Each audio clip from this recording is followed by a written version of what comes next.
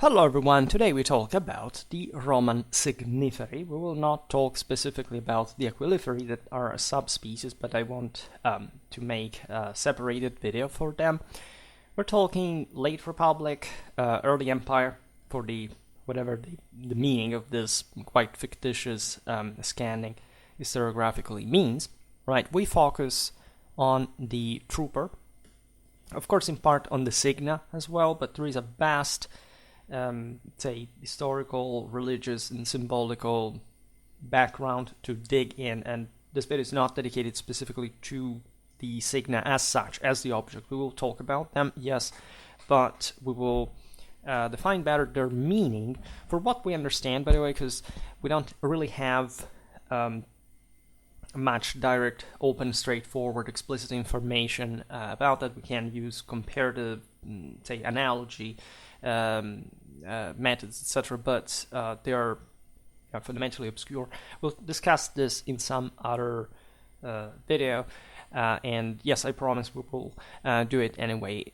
This is historical military unit video, so we deal mostly with this type of a signifer, looking at essentially the meaning of at least the general signa, how these were distributed in the Roman organic, the type of, in fact, prerogatives connected with this depending on the unit, say between the legionaries, the Praetorians, the auxiliaries.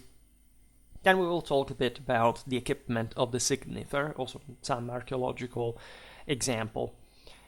So I hope everything is gonna flow smoothly, really, because it's that simple. And actually, I say this because it's a very complicated topic. You may think, well, but this is sort of a secondary aspect. After all, it's just this guy with a the pole and the symbols on. Like, how much is there to say? That it's an incredibly and vastly overcomplicated topic that today we'll just sum up a little bit, also say along these historiographical lines, because it's not easy at all.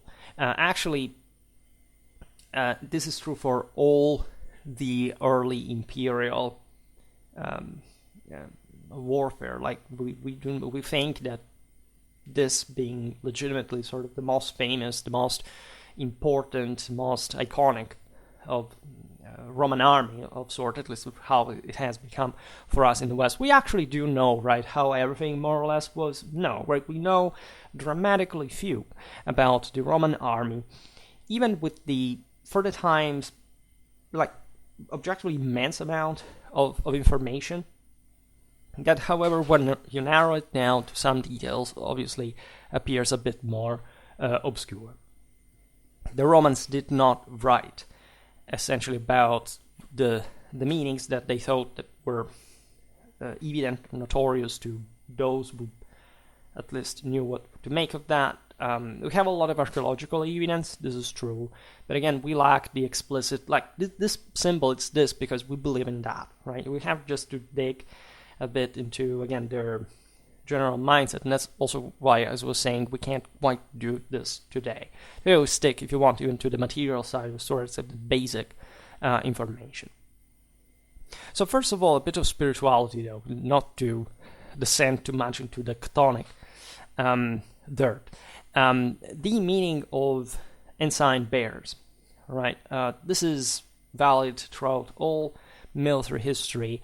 The sense is that, of course, it was no greater shame at this point for a legion or a cohort to lose its standard on the battlefield, for the obvious reason that the standard itself contained, literally, metaphysically and physically, the imperium, right? Your own capacity to go at war with that symbolism, and that at this point is also the top one of the greatest empire around, and so the one that also claims an ecumenic overlordship, in fact, over all the other peoples by divine mandate, is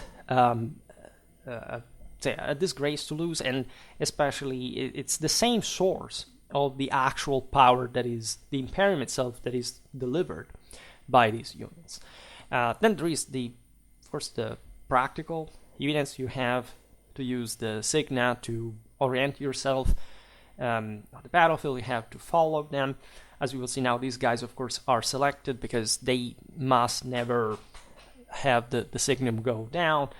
They're actually picked fighters in their own regard, and they have a very strong connection with the divinity itself, the sort of animal warrior, like the necessity among these, say, plebeians, fundamentally. So not people that were commanding the legion. We've looked at in other videos at the chain of command of the Roman army, how this was segmented. But the idea is that these guys were to elevate themselves by taking on some beast-like power of immense divine natural force, and say transfigured the same on the battlefield through the same qualities that, however, had to be held, controlled, and in fact tamed, and in this sense further transfigured into the upper echelon.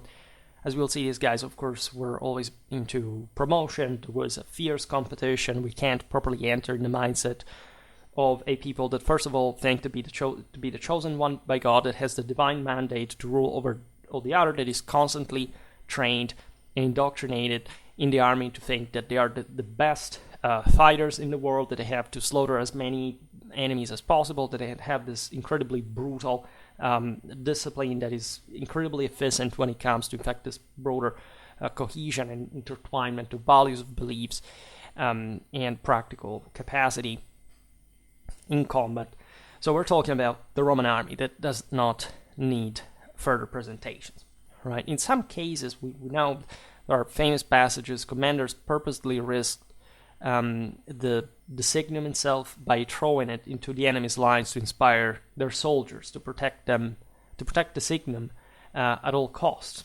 All right, this is a famous Livian episode, right? So for also the ideal times, but you would have not ideally thrown a signum, but you can imagine into the enemy just to have the soldiers going at him in the process. But yeah, I mean, we have seen 4th century BC Roman unspeakably traumatic nature, and of course, like throwing the sign was not just, the NCO did it, and so, well, okay, he was fine. It was just so no, they would have all literally died. Like, they would have, first of all, got themselves killed either or winning in the process, and they were committing themselves to this higher purpose of self-sacrifice into holy combat. You have throughout all history, like, examples of, I found them in Middle Ages, of guys that were found dead on horseback, but still having their hand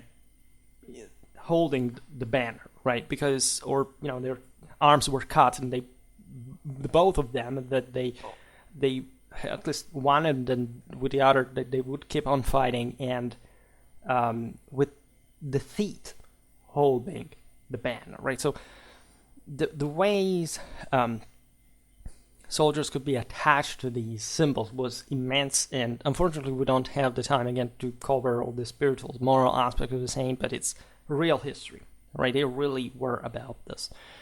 It's just the way in which they were framed within these units, right? How they had come to be part of them, and something that had changed their life forever, right? For this reason, the signifery, you know what the etymology is? I mean, it's signum ferre. Ferre means to bring, like to bear, in this case, and signum is the sign. So they were elite warriors in many ways. They were soldiers, yes, but they were in many ways closest to a warrior in the Roman army.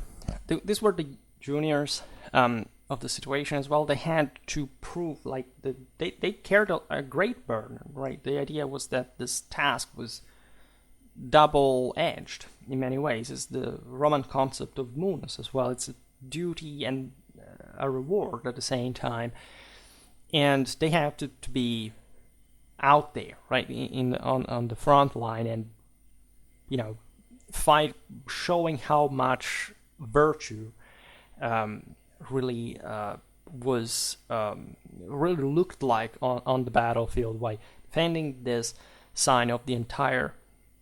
Literally, the sign was the medium of the divinity at that point, down the hierarchy, down the ranks, and these guys had them in their hands. And so the unit depended literally on them, because also when these signs were knocked down, everything tended to collapse, as always. And this is not just true for the Romans, just for all the peoples. We'll see it now also as far as the auxiliaries are concerned, how much pride and identity and were entailed in this signa. All right.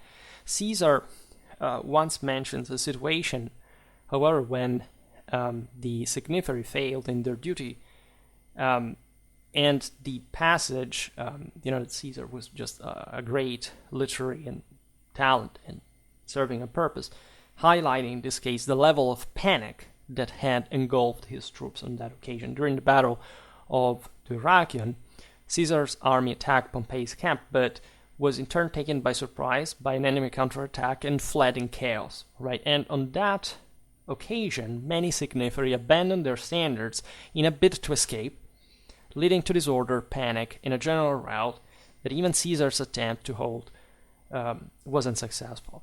That's yet one of the examples of the Fortuna Caesaris, because literally at Dyrrhachium, Pompey could simply march ahead and finish Caesar, right? But he wouldn't do that. He wouldn't pursue that. So it's Caesar's fortune that, having literally dared, and made a video specifically on that concept and how connected it is with the one of the Clausewitzian Trinity and properly the military aspect, the second person, the one properly gambling, right, in all this. And so here there is a divine force in action that is Caesar himself. But in this sense, his this guy's failures was also in part his failure, right? And yet it's something that you must always be open to if you want to eventually succeed, as it would happen at Pharsalus eventually.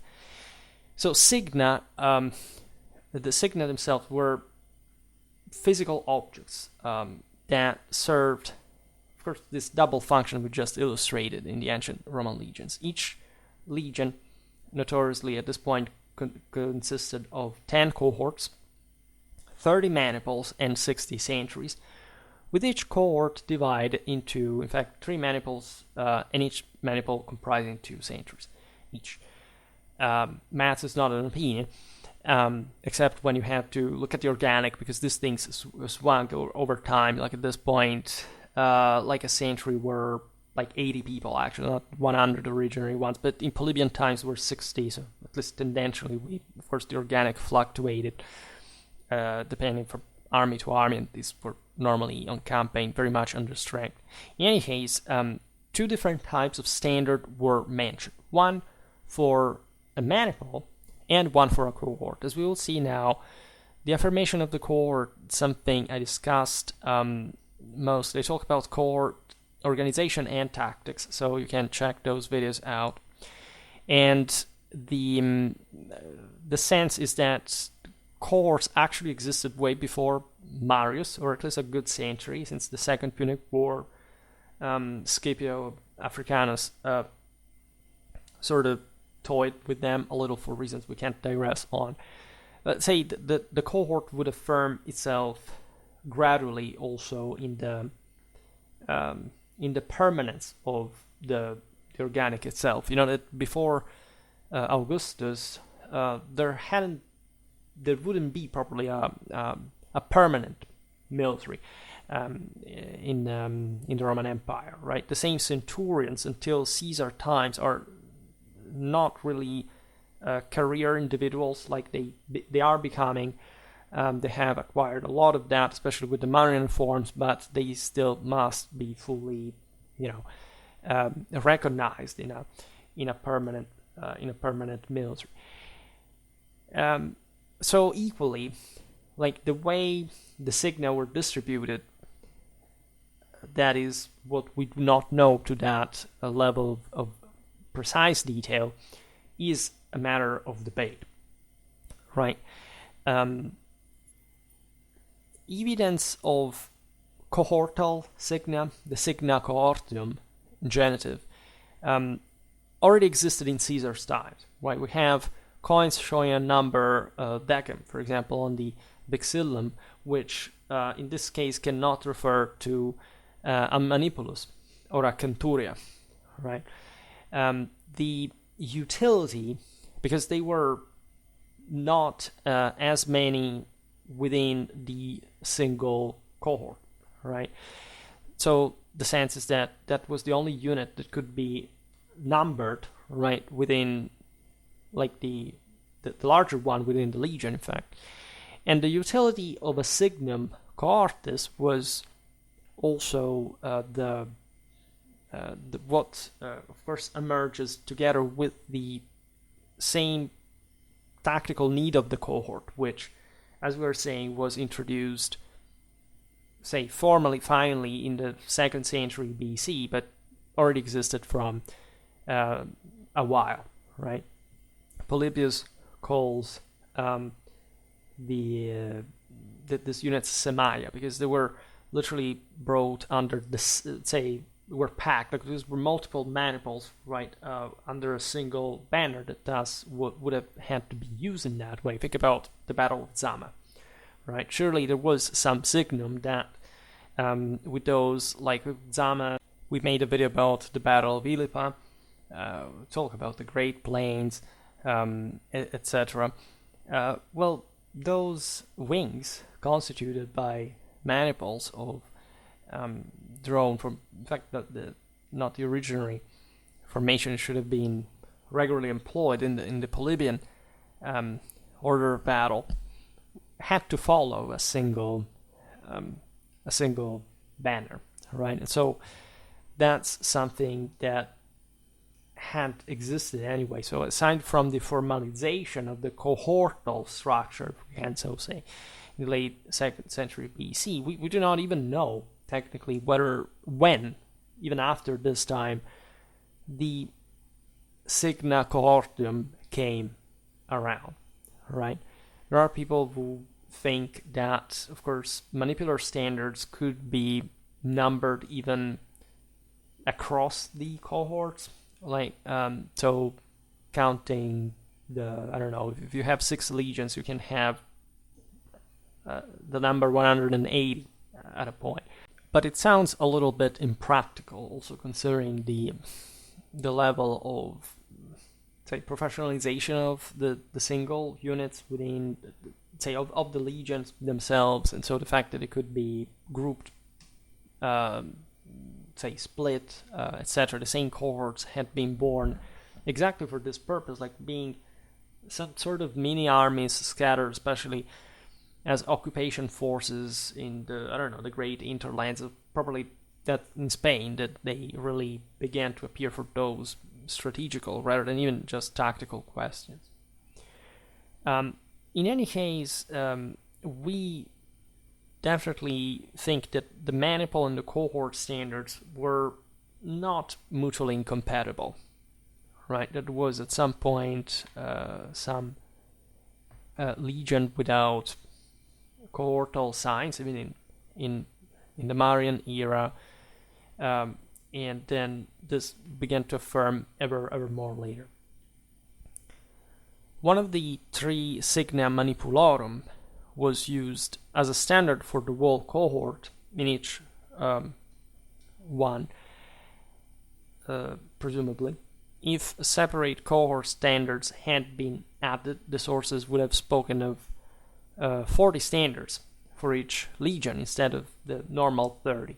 This aspect is interesting because it seems like that the signa cohortium had not been added yet, right? And so there was all a precedence within the same cohort that, as you know, still contained, even in early imperial times, the maniples, right? The maniple did not end, not just organically, but tactically, right? We know too few about it, but there is no reason to think that that was not the case, and it was a precise order, as you know, with the triarii that were the toughest section. Of course, the single legionaries homogenize in terms of equipment, but also about this, we're not fully documented, right? We can't think that within the same legion, say, certain cohorts, and within the same cohorts, certain maniples were better or worse armed, right? In general, that the first cohort seemingly became even larger, more powerful, more punching. It sort of makes sense overall, but we will discuss this another time. The Signa of the late consular legions were the standards of the maniples, thus. And even after the Marian reforms, the maniple remained as the tactical unit consisting of two centuries, united under one signum. The Signa, which is true, as we'll see now, also for the cohorts, right? For the centuries that had their own Signa, right? But there was still one, right, over them. And so this could have happened with the cohorts and the maniples as well. Just we're not fully aware to which extent, like the actual graduality of the spread or how it really happened. That's really unclear. The Signa of the legionary units are represented and depicted often as on sources like coins, monuments. Like when we look at the first century BC, we see them with shafts with a pointed ferrule furnished with streamers or dona that were the awards of the single units that were thus carried above, like showing like the proximity with God, because these dona had arrived from heaven itself.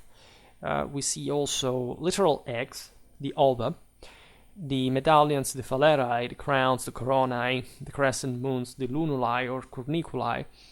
These all had a meaning. These signa were not casual ornaments, but were meant to mark specific awards presented to the military unit. Some coins also featured signa of maniples bearing a vexillum, possibly indicating a cohort number on this flag instead. The new form of signum without a vexillum was likely introduced in the late consular period, as seen on coins representing the recovered standards of crosses, for example.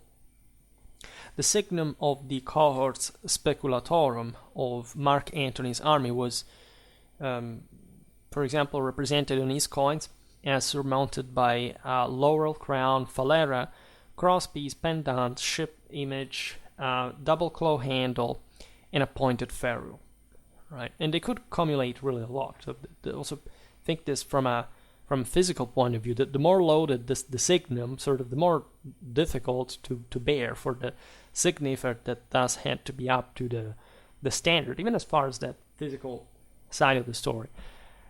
As we will see, and we already hinted at, like the signifer was fully equipped for combat, right? So this was just like a burden overall. There wasn't a too strongly functional use of the signum in itself entailed. So this was just like, okay, I will overload myself with something completely useless because I have to be, at least materially speaking, because I have to be as capable as being able to kill everybody,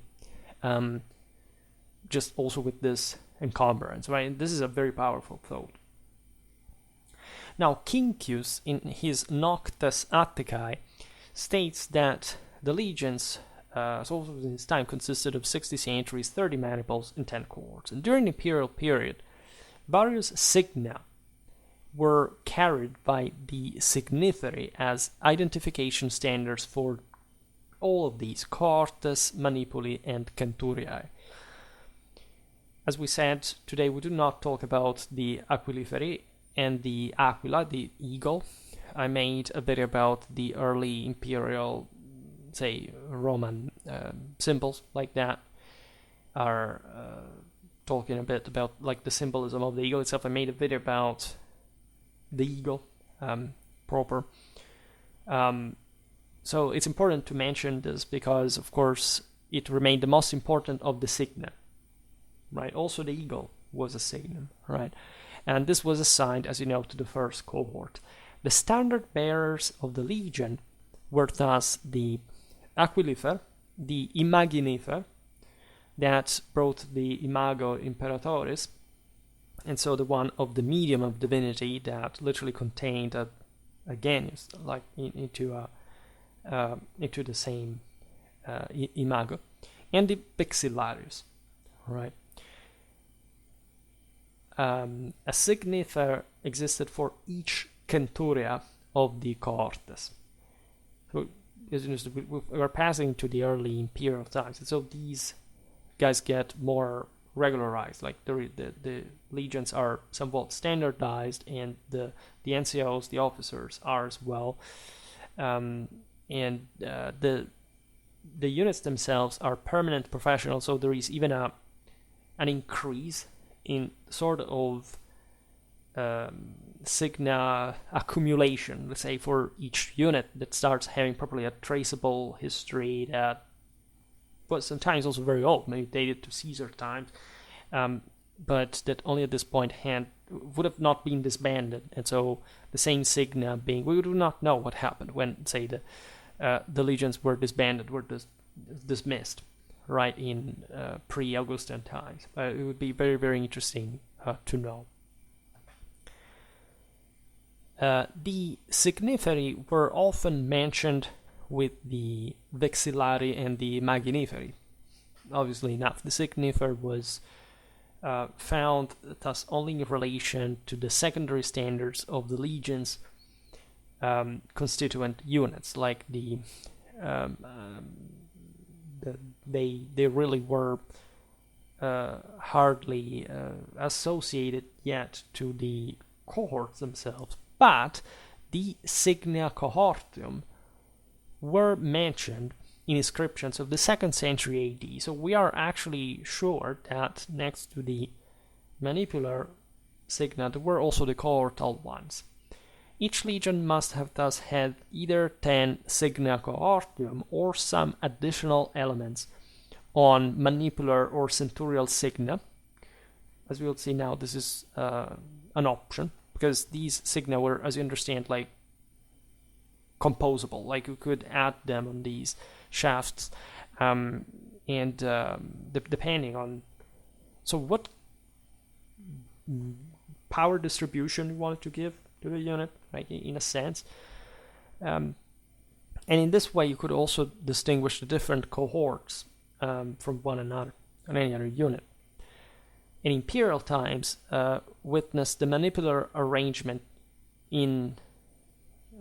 always in force, right, regarding both the standards and the ranks of the centurions. So, since each tactical unit had its own signum, with 30 in each legion, the soldiers of the manipulus were called milites unius signi, which means literally like soldiers of the single sign, the single ensign, thus marching under a single standard. Right, the centrality of the manipul is fascinating. Also in early imperial times, sort of organic and identitary system. Right, the signa manipularum were identified by a hand, shield, or other symbol at the top of the standard. The doubling of the centuriae, of course, brought the total century signa of each legion at 60.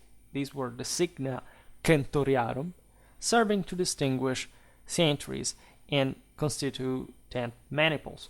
But as we understand, in this case, like the manipular one existed above the two centuriae of the unit. This is relevant because, of course, also the century had its own sake, tactically speaking, but we can see it even less clearly, unfortunately, from the battle accounts. The manipul would be equal to a company of some sort. It would be sort of most identifying unit in terms of people that you know, like also the NCOs really know as individual fighters, so to rely on them in particular combat circumstances. So the cohort was already something like bigger at a sort of regimental level. The signa were essentially decorations, as you understand it. They were depicted on various objects including reliefs, tombstones, propaganda monuments, the same weapons, coins. The signa, as we've seen, took the form of shafts with crossbars and attached ribbons or straps with the dona militaria decorating their length. In early imperial times, the practice became highly complex and varied, with the aforementioned cumulation of all these badges. Secondary signa were typically surmounted by a small shield, hand, spearhead, or other symbol, and decorations such as torque, wreaths, crowns, bracelets placed down the shaft. The metal discs, falerae, and the crescents, lunulae, were also present. Tassels or fringes around the shaft were often present, and a conical ferrule was frequently represented. Crowns visible on signa included the gilded laurel, the corona civica or aurea. We will talk about the various coronae, which literally, like, the single recipients were crowned by their superiors, and that were attached, in this case, just under the standard's spearhead. The falerae decorating these standards were usually plain, but some showed foliate decorations, like Imperial images, gods or zodiac signs. There are debates historiographically. Töpfer, for example, identifies in his own system that only the first cohort standards had decorated falerae, marking the precedence of the highest ranking centurion. Each cohort had 6 centurial standards, with the senior centuria surmounted with a spearhead, and the other 5 surmounted with a hand, right? Identifying the subordinated ones, right? So of course, it was a hierarchy within not just the maniples within the court, but also within the same centuriae. Various combinations are visible, by the way, on Trajan's column, including 2 signiferi carrying identical standards, indicating in that case 2 different centuriae of a cohort of the Legio Prima Adiutrix. Both have attached vexilla, making them, as far as we understand, signa cohortis. That is, signum of the cohort's former maniple of the triarii, and the signum centuriae of the cohort's senior century at the same time. Speaking of the Imperial Guard, this had signa manipulorum until the suppression of the maniple itself under Hadrian for the Guard. Each centuria of each Praetorian cohort had its signifer, as well as the cohort itself. And the Praetorian signa, represented on Trajan's column and the great Trajanic frieze, bear the imago of Trajan himself on their falerae, combined with crowns, eagles, laurel wreaths, and lunulae. The bond between emperors and Praetorians was notably strengthened under the Flavian dynasty, when the signa of the Praetorians were, as a consequence, at least partially renewed. The standards of the Imperial Guard displayed images on medallions, distinguishing them from those of the legions and auxiliaries. It's as if the new course, the new dynasty, had sort of revitalized the same essence of the finest Roman soldiers, literally incarnated by the Praetorian Guard. On Praetorian standards, we can identify either falerae or plain patera shape, or falerae with imagines combined with crowns. Some samples of such combinations on the Praetorian signa are visible on the same Trajanic column, including the leaf-shaped spearheads, small vexilla, transverse bars with pendant straps, eagles enclosed in wreaths, coronae murales, wreaths, imagines, wreaths, and tassels. The Praetorian cohorts, which were the guardsmen, of course, of the Roman army, were often depicted advancing on the battlefield, often preceded by an aquilifer bearing an eagle. Now, as you know, the Praetorians were not a legion, because historically there couldn't be such a thing within Italy. So they were 9 cohorts, not making the 10. But the eagle symbolism, of course, existed in that those, which could even be more intense of the one of the legion. So we shouldn't, because as we will see now, these troops were literally rewarded with these symbols at some point, including the eagles. Right? It wasn't just the foundational eagle standard provided, of course, to each legion in some, of course, egalitarian sense, but there were additional eagles that were conferred as a prize, and the Praetorians could have that without the sense being considered a legion, which also in many ways they factually were. This also raises the question of whether each cohort had an eagle standard, which is a fascinating one. The description of the Second Battle of Cremona by Tacitus only speaks of a vexillum praetorianum, suggesting that the guardsmen did not fight organized in their former cohorts, but in separate centuries assembled under such a banner. It's a minor one. The presence of an eagle among the Signa Praetoriana that we do find also represented in iconographically echoes a practice dating from the late consular period, when the Praetorians were selected from among the army's best fighters, and thus the aquilae were likely part of the dona militaria shown. But this does not tell us if the eagle was specifically attached to the standards. It could be just brought. It seems plausible, frankly, but we do not have the factual evidence of that. The Praetorian Signa, a square cloth, the stola hanging from a crossbar mounted on a shaft, is visible on various monuments, including the fragmentary Great Trajanic frieze. The scorpion was one of the emblems of the Praetorians. Famously enough, it is visible on the Signa represented on the monument, for example, to Asper, this soldier of the 3rd Praetorian cohort. The Praetorian cavalry included a signifer for each turma, and the equites singularis Augusti had each ala of this bodyguard, including a vexillarius. Still have to make a beautiful video about the Praetorians, the equites singularis. We'll get there. Now, the equites singularis also had signa, and one of them, dating to the Antonine period, is represented on a tombstone preserved in the Museo Nazionale Romano in Rome.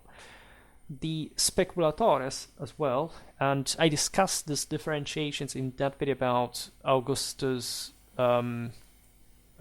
fact guards reformed, like I don't remember the title, but if you go in the Augustan era playlist, you will find it easily. Like, this speculators ceased to be a form of special bodyguard who were essentially enrolled into the Praetorian cohorts, but it's probable that they still form a distinct cavalry unit, and thus that they had their own vexillum as well. In the late consular period, auxiliary units had their own signa as well.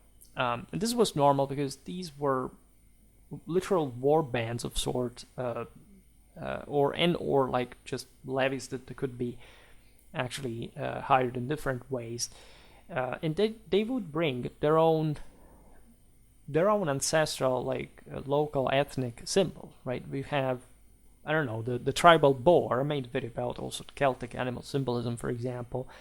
The shafts were often painted with bright colors. Everything was colored, right? By the way, throughout all the ancient medieval times, these armies were really magnificent, just even from a pigmentation point of view.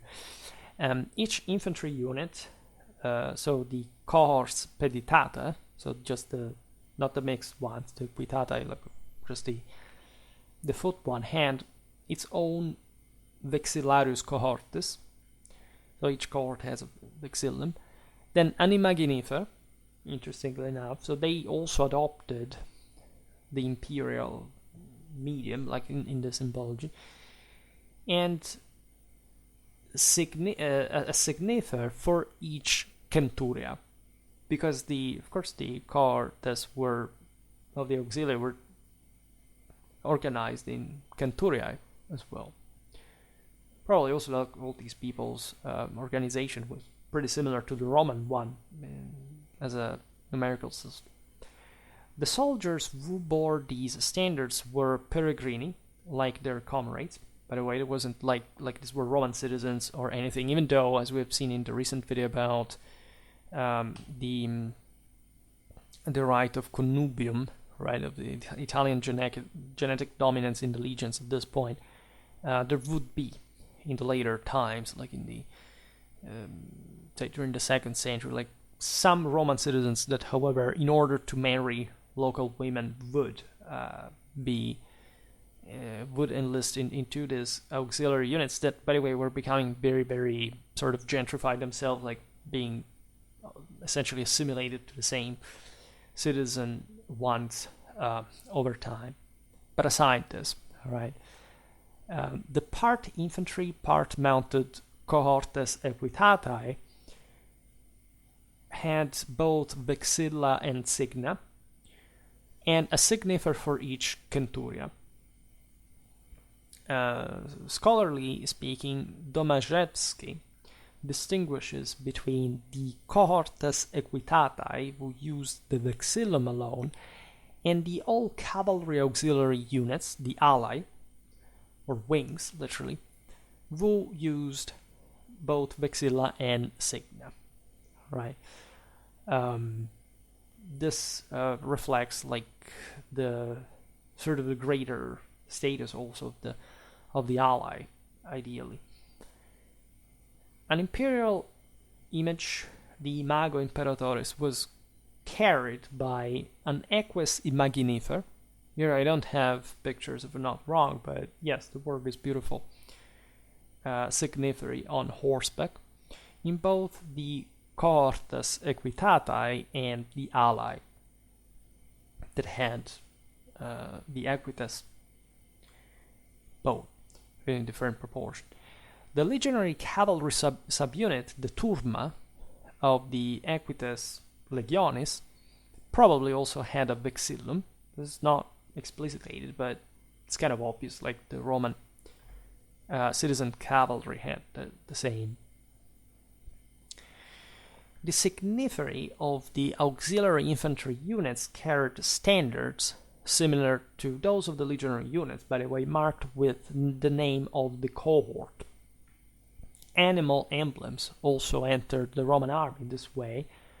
Let's remember that before Marius, the Romans had different symbols next to the eagle. This was completely normal because there was a hierarchy among these various units, and it's just the sort of more egalitarian sort of affirmation of the solid cohesion of the Roman legionary soldiery that would affirm itself like with the full empire, like required, like in this sense. We're all of the same pure, strong Roman stock that can never be altered, right? But historically, like the same Signa symbolism had varied on the basis of what kind of unit. Like it was a sort of heraldry, right? You know, just like in the Middle Ages, every man at arms had its own coat of arms with the arms literally representing something that had to do with his genetics, his stock, his house, his family. That stressed one, say, way to the divinity that was different from the one of the others, and that was thus also more or less noble, right? We've seen it also in the names of the Roman gentes, like the plebeian ones had names like the Porcia. We talk about Marcus Porcius Cato, like so sort of more humble animal symbolism in that case. So this animal emblems would be keep entering through the auxilia, incorporating them from, in fact, their units, the numeri, etc. The symbols were decorated with metal disc falerae and dona militaria as well. The auxilia were rewarded in the same ways, with sometimes a spearhead surmounting a metal tabula embossed with the unit name. The display of imagines by auxiliaries was described by Flavius Josephus, that speaks of Pilatus literally introducing these effigies onto the ensigns and bringing it into Jerusalem, into the temple, and so attributing to them also that higher value. The texts mention two types of imagines, by the way: the busts enclosed in boxes, the protomai, and the imagines on the medallions, the iconae or falerae cum imaginibus. The vexilla of the auxiliary infantry were also found in the iconography and appear identical to the vexilla legionis. Cavalry signa were principally the vexillum and the draco. Made a video about the dracones, but as you know, were more connected with, in fact, these auxiliary units coming from the east, like the Iranian peoples that had this. The symbolism had actually been adopted by the Romans back in a very, in the legionary forces, because there were shared universal symbolisms there, and it's not before the 13th century that the dracones disappear from Western European battlefields. Plus, they would have other special standards, and again, there was like a crazy level of heterogeneity, like we barely see from the iconography, like the enormous variety of the symbolism, and it would have been really, really interesting to see. We will see it also for other peoples directly, like we already did it for the Celts, but we will address this for our populations. Doesn't matter how shared, again, the symbolisms were, it's again what the unit claimed to be, right? And was also recognized in that sense within their tribe, within their people, right? Who had the privilege of bearing certain ensigns. And of course, think about the Romans as ruling all of them, bearing the eagle. The others could not, right? And they had it in their own original symbolism, but in the moment in which they had lost their own independence, they could not bear it anymore. So passing a bit more to the soldiers, to the men, the standard bearers were, as we've seen, junior officers in the category of the principales. We will make a video about them role at some point, and they would, talking the signifer here, they would earn half, again, or twice the pay of common legionaries. They were superior to the immunes, that were certain Roman soldiers possessing specialized skills of sort. The signiferi were selected for their post of honor mainly due to their bravery, fighting ability, good conduct. So this had to prove really they were worth being elected to the higher level. And the aspiration of a signifer was naturally the one to rise to become an aquilifer. However, sources are sparse on details of hierarchy. No source or iconographic image from the late consular period attests to a particular uniform for the signiferi.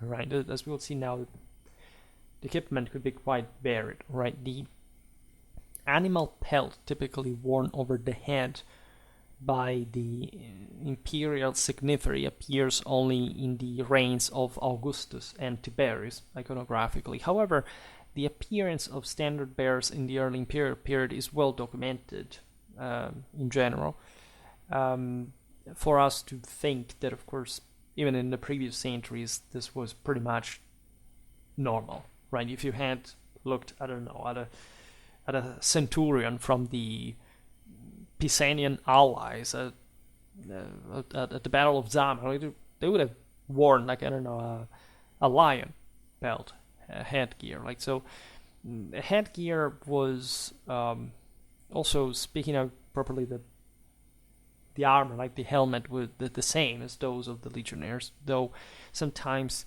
with the cheek guards removed. Lion or lioness skins are usually associated with the Praetorian signifer, but it wasn't like a low, right? While bear and wolf skins are usually associated with legionary and auxiliary signifer. The reason being that the lion, of course, embodied, and this is true also in the medieval heraldry, a bit the level of royalty, of sort of upgraded status like the Praetorian one had demonstrated to be, right? The bear and the wolf have not to do actually with, say, yes, they are sort of different animals. They're less powerful than a lion, at least like the average bear, and they mostly are connected with the fact that many auxiliaries came from places where, think about all the Celto-Germanic forces came from. I mean, the same Romans had the wolf, across Italy. It seems that in Augustus' times, lions still inhabited places like Spain and the Italian peninsula, right? But say the bear is the north, right? Northern Europe. The wolf is a bit like the steppe. So aside from the fact that these animals, of course, are still everywhere in Europe, still today, they sort of were more connected even with the lower forces, like these ones probably from still tribal backgrounds that were much more connected with that sense that their own status internationally was connected still with the Chthonic emergence, that the Romans now were giving them the opportunity to properly to develop, right, to transcend through their sacrifice in holy combat. And this was pretty serious for the signifer, as we've seen, because they were the ones who were sort of mostly to do that, had to be the bravest of the bravest, but also the wisest of the wisest in, say, the centurions had to be the wisest of the wisest, but they had already sort of quite rationalized as grizzled veteran, and the wolf faces were more cold-blooded than the signifer. The gravestone of the standard bearer Lucius, among the others, features a masked helmet.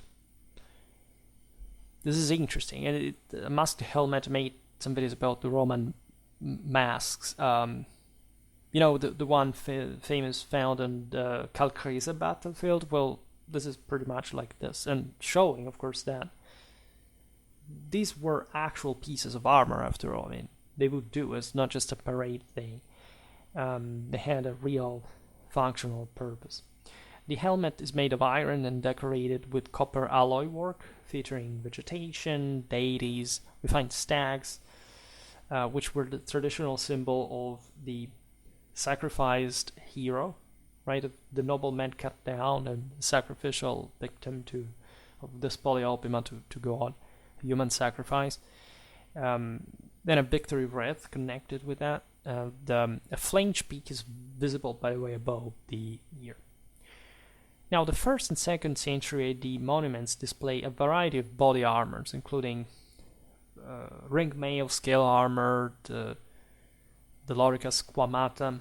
Flavinus, signifer of the Ala Petriana, wears ring mail, for example, while Praetorian Cavalry Vexillarius in the Great Trajanic Frieze wears a pseudo-aptic helmet decorated with Acatis rose, Geminae pinnae, and scorpions. Scale armor in the shape of a plumata is attested for the aquiliferi.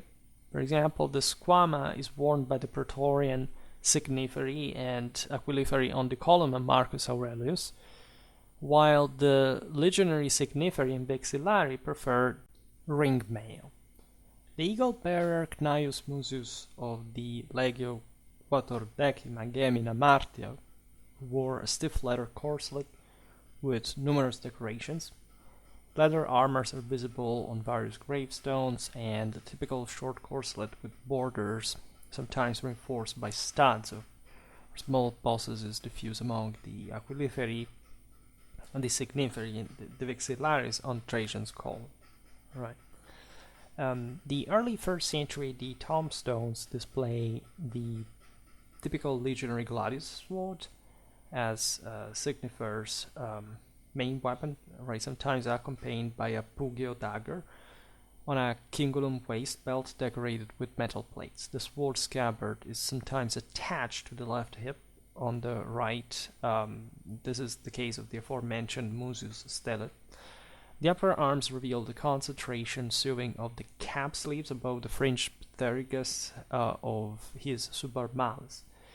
The apron straps passing around the belt are undecorated except for their terminal pendants, usually leaf-shaped.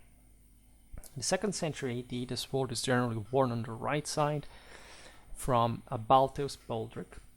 Shields are there, like they're employed as well. There are ways to hold the signum as well as the shield and another weapon, and they are usually oval and reduced in dimensions from the normal legionary scutum, admittedly, but not always. Right, on Trajan's column, signiferi adorned with lion pelts marching with a small circular parma shield slung to hang under the left arm is something preferable, like going on also like in Byzantine times, but sometimes you could have your shield slung behind your back as the whole scutum that was also heavy.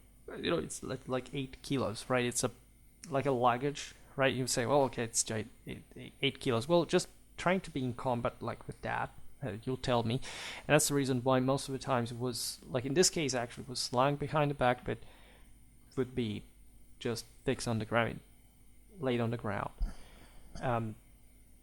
in the intervals between the fighting.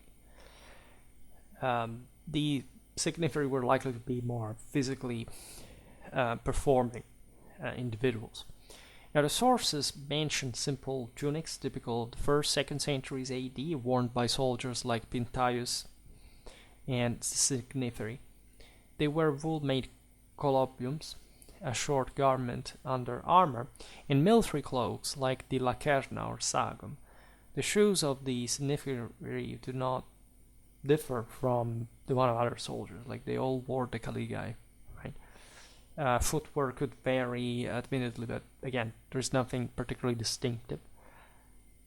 Cavalry standard bearers wear leather corselets, short breeches, and short cloaks. The 4 Praetorian cavalry vexillari on the base of the column of Antoninus Pius wear a leather corselet, probably the subarmalis, the sort of padded armor, right? Their shoes are open, carbatinae reinforced with extra leather pieces on the instep. Early soldiers had decorations on their armor, but not on their dress, as seen in the gravestone of Gnaeus Mucius. This is not to be really just uniform, right, in nature, nor a rule, right? But that's what we get. By the way, these decorations could also be awarded to individuals as personal dona militare. Remember that it wasn't just about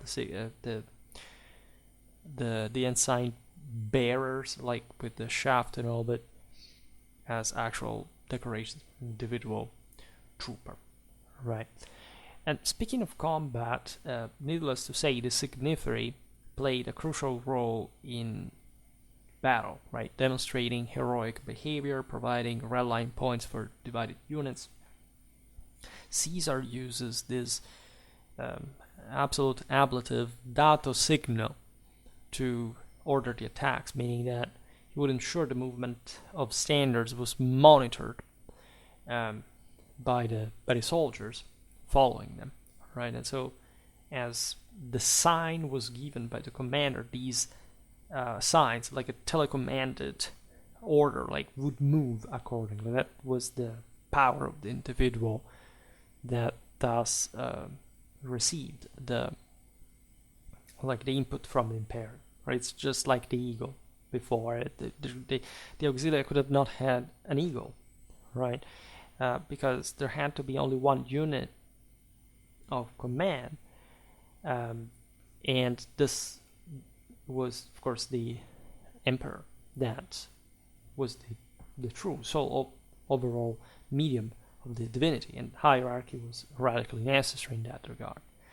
The signifer maintained their positions at the front of each cohort, a principle of battlefield handling. Thus, the signa were visible to all combatants, and the latter were ordered not to advance more than 1 meter and 20 centimeters beyond the signa, 4 feet. All right, which tells you how also preeminent the role of these guys in combat really was, because they had to be in front of everyone. They had to set the examples accordingly. This is really, really very important for the discipline, the cohesion, and probably these guys boosting in the general order and how the Roman formations worked in combat, right? The signiferes' relative positions were, however, uncertain in cases where formations were changed to engage, for example, on a new frontage. This did happen sometimes. Caesar's account of the Battle of Ruspina shows him extending his line of battle, for example, by directing cohorts to face about alternately to the right and left, breaking the enemy's circle with his right and left wings. And this tactic was used against the Nervi and the Veti as well, yet it would not conform to the general principle that the standards must always be in the front line of battle. Only in moments of great distress were the standards collected together at one point, right? So that point which there was it was more difficult to maintain cohesion, like the battle was very disordered, allowing in that case the combatants to rally irrespective of the original deployments. But again, it did happen. Like, there were some cases in which units had suffered so many losses that they were just barely handling maintaining the battle line fundamentally. There are examples in Gaul. So at that point, the Signa remained like the only sort of reliable indicator where the line stood, right? And Caesar underlined the importance of the Signa, in fact, in maintaining the same integrity of the battle line, as it could hamper the exploitation of success as well. Tacitus' account of the Battle of Cremona and the Teutoburg disaster demonstrates that the positions of units in the line of battle were determined by the position of the standards as well. This was always the case, not just for the Romans, by the way. And the Roman army marching according to their usual order, the agmen, always remember this if you read the classical texts in Latin, agmen is the order of march, right? When you find that, it's the army is marching, whereas acius is the battle line deployed for battle. This usual order involved collecting signs around the eagle and advancing in a single group. This event is recorded, for example, in the columns of Trajan and Marcus Aurelius. It's also described by Josephus. So in that case, it's as if like the army was just to shelter the insignia and sort of wait for deployment to be fully expandable, right? In that way. So, but of course, like the column formation was more vulnerable to attack, and so every army would have to deploy in line to fully deliver its force. So in this sense, the Signa themselves were, remember, detaining literally themselves, the Imperium, and the capacity of fighting in that way. The eagle and the Signa cohortium were likely the sacred ensigns par excellence, like they the standards of the constituent centuriae and manipuli remained their subunits, so they were more expandable. They were just like it more about the subunit on its own, whereas that's why these other ensigns were instead gathered collectively, because they were just the glue that kept the entire army on the march, and had to be better protected in the best section of the column. The eagles of 4 legions led the line, followed by the vexilla and the cavalry standards. So there could be so much to add for all these notions, but unfortunately, so we can't make too long videos. We could actually start at some point. We're still looking at so many aspects of the Roman military introductively that at this point it's not really the case, but we will at some point descend, probably know what are the single primary sources for this. Well, why do you think this or another? Like, it's very complicated, and you understand even how this information alone is sort of difficult to digest altogether, but and how many uncertainties there are. We have different evidence of equipment from reconstructions, finds, etc., like that we can put together, right? The signifer could, as we've seen, wear just like all the typical equipment of the time, depending on the situation. We have the Sora monument. We have Quintus Carmenius Ingenuus, the signifer of the Ala Prima Hispanorum. Like the first one is believed like to have served in Octavian Caesar's Legio Tertia during the civil wars against Mark Antony. Right, and we're talking about the years 43-31 BC. This guy, Spanish cavalryman, dates like we're talking that around 2080. We have like evidence, for example, of some sort of Celtic gear influencing him. And so it's not so important to think much about the single. For example, this guy is a cavalryman, right? And you can imagine him using a spada, right? Almost 1 meter in length. These are all aspects that, say, pertain more to the single type of troopers for tactical reasons. Sometimes they have also to do with the history of fashion of the various peoples that influenced, like the costume, locally, right? We have the standard bearer of the Legio Quattordecima Gemina, Gaius Valerius Secundus, serving from AD 6 to 15. We have the tombstone of Genialis Clusio of the Cors Septima Raetorum from the Flavian period.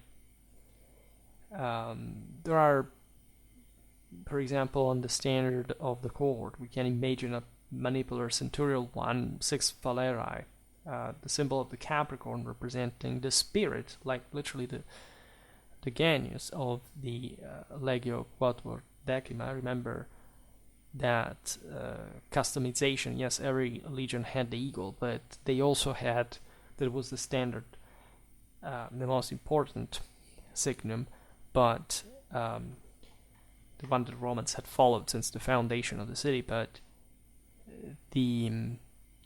every legion had a spirit on its own, right? Had a symbol for some reason that we unfortunately don't know often, right? We know that certain animals, I don't know, were symbolizing particular qualities, like association, for example, with a deity that was connected with that emperor, dynasty, or this kind of stuff. But and they were preserved over time as such, but we really have like a few understanding of how this had come about precisely.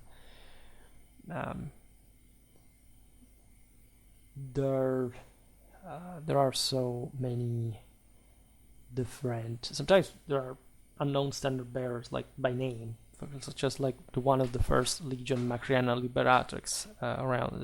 This is the year 4 emperors.